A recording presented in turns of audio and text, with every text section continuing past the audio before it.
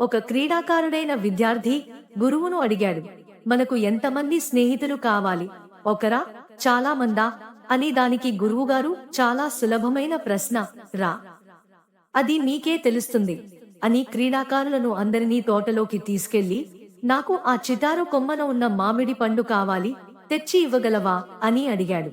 అది చాలా ఎత్తున ఉంది, దాన్ని నేను కోయలేను అన్నాడు విద్యార్థి. అయితే మీ స్నేహితుల సహాయం తీసుకో అని గురువుగారు చెప్పాడు. వెంటనే ఆ విద్యార్థి ఒక స్నేహితుడి భుజాల మీదికి ఎక్కినా సాధ్యం కాలేదు. ఇంకెవ్వరూ లేరా అడిగాడు గురువు.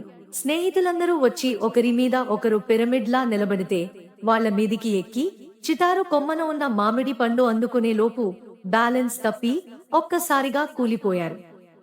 పండు కోయలేకపోయాడు. ఇప్పుడు అర్థమైందా ఎంతమంది స్నేహితులు కావాలో అన్నాడు గురువు. అవును సార్, ఒక సమస్యను పరిష్కరించడానికి చాలా మంది స్నేహితులు కావాలి అన్నాడు విద్యార్థి.